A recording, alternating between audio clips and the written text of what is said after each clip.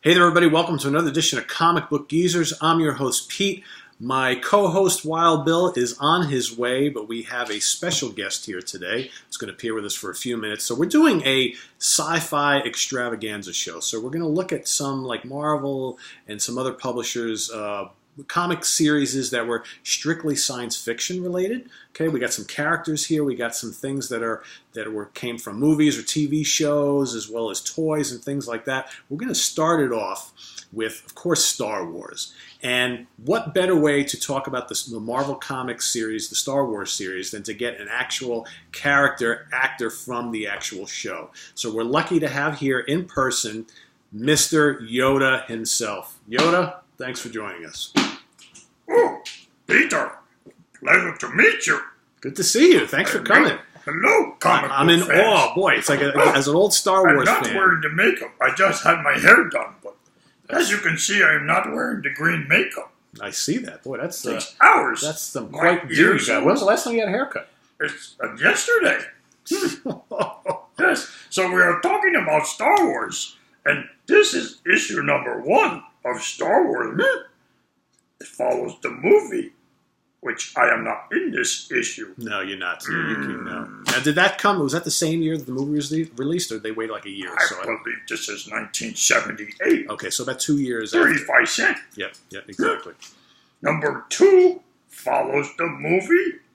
To a T. I'm not in this either. Yeah, that's a shame. The first 3 Star Wars followed the first movie. That's right. Fishy on back. Another pretty decent movie, right? I did not like it. No? I like Jaws better. Well, Jaws is definitely better, but... Issue 7. First time Marvel write original storyline for a Star Wars comic book. That's cool. That's cool. Number 8. Last in Wild Bill's collection. Number 8. That rabbit character. That is it for Star Wars. That's it for Star Wars. You want to talk about Battlestar Galactica? You must I know a little bit might about as it. well. Okay, yeah. Competition from Star Wars, Battlestar Galactica TV show. Yeah, and a very good one, I might add. Lauren Green from the Bonanza. Bonanza. That's right. So you're good on your TV history. Issue number 1. Ah. Only one in Wild Bill's collection. He likes those number 1 issues, right? Moving right along. Popular movie series. Now, Guardians of the Galaxy. So is that a Marvel Presents? It certainly is. So I have one as well. This is number 6. Here's number 11. Got Starhawk on the cover. Very good artwork. Yeah, absolutely.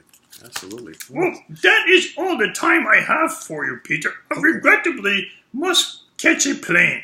Okay. Well, Have to go. thanks for being a good Jedi and coming to sit with us for a couple of minutes. Thank you for having me, Peter. All right. I will be back sometime. Safe trip back. Tell Luke and Obi-Wan I said hello. Will do. All right. Cool. As you wish. Goodbye. Bye-bye. Take care. It's so great when you got these awesome characters coming to show up on our show. You know, great actors and characters from the world of television, movies, sci-fi, and what have you. So anyway, so let's jump into a couple little things here. So another kind of oddity. So Marvel Premiere featuring Seeker 3000. This is something I picked up way back in the day. Couldn't tell you what it's all about. Oh, look who's back. Hey, what's going on? Hey, how are you, everybody? It's me, Wild Bill. That's right.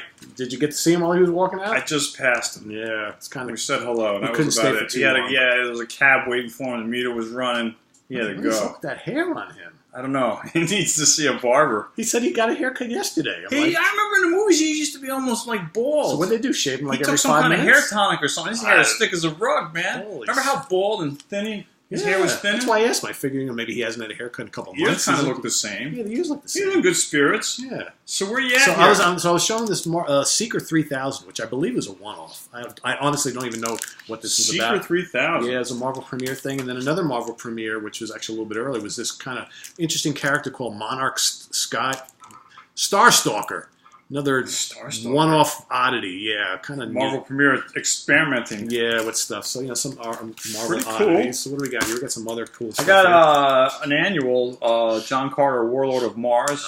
yeah. Another Edgar Rice Burroughs character who created Tarzan. Yep. Great book series, man. Those Mars books are just fantastic. I have a few of them, but this is number one. I got this at a flea market for $1, so how could you go wrong? Sci-fi. I thought Predator was kind of sci-fi. Yep. This is a first issue. Yeah, Dark Horse did a whole bunch of Predator things. I saw this. I got this for $1. DC too, right? Didn't DC do some Predator? I know they had some crossovers with Batman. Yeah, that did. That's right. That's right. Classic Jack Kirby. Yeah.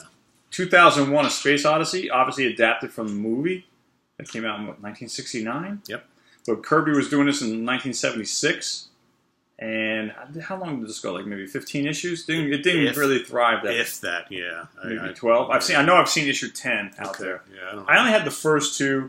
I bought them off the newsstand when I was a kid. I used to have them too. And again, I have to show you the back advertisements. Definitely cool. Look at the Kirby jaw again. Yeah. We'll keep coming back to that. In a later issue, 2001, the introduction of the Machine Man character. Later on. Okay, yeah. So why don't you show us, speaking of movies, 2001 was a popular movie in the late 60s. Another sci-fi movie that was popular. Logan's Run. Yes, about euthanasia. So an MGM production. So this is basically your first issue. So basically no children here, right? Or, well, kids, but then you couldn't get... What was the age? Age 30 was the cutoff. 30, yeah. On your 30th birthday, you were terminated. Yeah, exactly. Because the human population was so overexploded, and that's how life was on the planet Earth. A good movie, I thought. And actually not a bad TV show, too, that they did. I didn't see the show, but I liked the movie. Yeah, the movie's very good. I like watching it every now and then. I think they did a pretty good job with this. I think I have one of my honeys on it, Farrah Fawcett. Oh, yes. Yep. She was hot. She was right in the prime of her career there with Charlie's Angels. That was pre-Charlie's Angels, if I remember correctly. Or right around the time of that first... it came out. I thought Logan's Run came out in 76. So what year did Charlie's Angels start? Right around maybe 75. Yeah, she was only on for one season? Yeah, only one season. Right around the same time. And here's this great kind of creature character from the... he was like the keeper of the ice area. Yeah, I don't know. Okay. I forget. But very good stuff. And this only ran for a short number of issues, but I thought well done. Here we got a Jim Steranko cover. Oh, really? Gotta love that, right? Check that out. Yeah, look at that. That's classic Steranko. I like the fire in the background, running away from mayhem. That's a very cool guy. So there's that guy again. And then what I believe, it's either the final issue or there was a couple more. I don't remember, to be honest with you. But it did not run for too long, and this was issue number 7. So pretty good adaptation of a sci-fi classic. More sci-fi related to toys.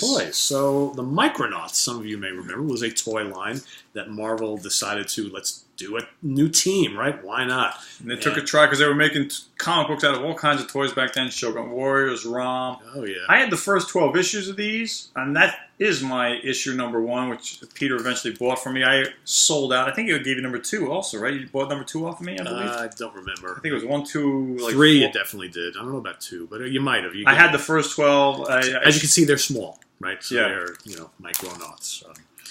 But kind of cool. And some good stories in here. Yeah, I think, honestly, my opinion of this series is I think it was, it suffered from the artwork was not very good. That is my one complaint about it. And then, again, they try to incorporate other characters. I don't know. The one is coming up, I think it's issue 7 with the Man-Thing, I believe. Yeah, that is coming up, yep. So they try to incorporate other things together. So that was definitely interesting. Yeah, here it is. This is a great cover, too, by the way. Very dark. Like, Man-Thing is so dark on this one.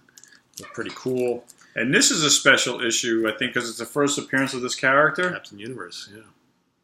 And I didn't know it at the time, but I traded it away to a comic book vendor of mine. But he gave me a decent deal on a swap. But yeah, I kind of got rid of my Micronauts because I didn't think they really had any value. And now, with my luck, they'll probably make a movie out of it next year. You never know, my right? first 12 issues. It didn't go that far, though, right? It went like maybe 20, and maybe went like 30 issues, I think. Yeah, I'm not even sure it went I think it was done in 3 far, years. I've seen issues in the 20s from vendors before. I got a bunch up to, I think, issue 16 is my last one. This character was one of the most famous toys of the Micronauts, this particular character. I forgot his name. Yeah. But these were toys where their wings popped out. They had interchangeable parts and things. Yeah, stuff like that. But it was a toy line competing. It was the first major toy line to compete with the Star Wars toys that were coming out back in the late 70s. Yep. Now, what number is that? This is number That's got to be 14. Yeah, see, I only knew the first 12. Is that 15? Yep, 15. And then our last one, number 16. Of course, they pulled the Fantastic Four in here. So it's going to be like 1979. This is a 40 center. Yep. Cool. So more sci-fi. My battery's almost dead, too. Ooh, we've been taping a lot today. We've been taping tons, so let's blow through these. More sci-fi on the DC side. This is Adam Strange. Now, this is almost like a comic book graphic novel. It's this was like almost $5 when I bought it, or $4. This is probably like from 1988, maybe 89. But it's the back cover. Obviously, I'm not going to open it. This book has never been opened, and I've never read these. But Adam Strange, it was a first issue. It's a 3-part series. I used to go to my comic book vendor in Peekskill, New York, where I'm from. Number 2. This is number 2. So I made sure I bought all 3 parts of the series. Maybe I should treat myself and read it someday, because I've been trying to sell these books, but no one's buying. So keep them and read them. I might as well keep them. And this is the third one right here. Again, great artwork. I was introduced to Adam Strange through a Superman team-up called DC Presents with Superman and Adam Strange, which is a pretty cool character. This is interesting sci-fi. Exo Man of War from a company called Variant. Oh, is that Variant or Valiant? Valiant. Valiant Comics, yep. No glasses, sorry kids. This one I got from the guy sitting next to me here. He just handed this off. But this is actually good artwork on the inside. Really phenomenal artwork for an independent comic. Let me show you real quick. You got it like a metallic foil gloss. Kind of nice. And it is one big giant cover.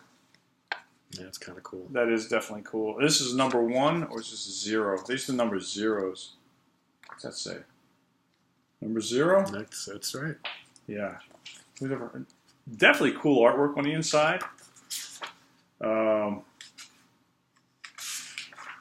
The detail in the faces. Definitely a cool book. If I ever saw more of these, I would definitely pick them up. And last but not least, another independent. This is called Vanguard from Image Comics. I have a stack of comics and all different kinds of stuff. Are those in the science fiction? Again, I'll show you. This is a front and back cover that becomes one giant cover. Nice. Definitely cool. Nice. Image Comics are like worthless today in the world, which I don't understand why, because they had some fabulous artwork. They have not held their value whatsoever. No, and they had like major artists who left Marvel and DC to work for this company, which is kind of weird. I mean, like the colors pop. I mean, good example of comic book work, but they just didn't hang on, man. And I had a bunch of these, and they're like worthless, But if you love comics, you pick up things that catch your eye. That's right. And that's what the sci-fi edition is all about here from Comic Book Users, to kind of show you the elaborate artwork, Nicely done. So that's it for our science fiction episode. I hope you enjoyed it. I'm Wild Bill, as always, saying thanks for being with us. And I'm Pete. Thanks for joining us, and thanks to Yoda for stopping by early today. It was great to have him on the show, and thanks for coming. We'll see you next time. Take care. Bye-bye. Bye-bye.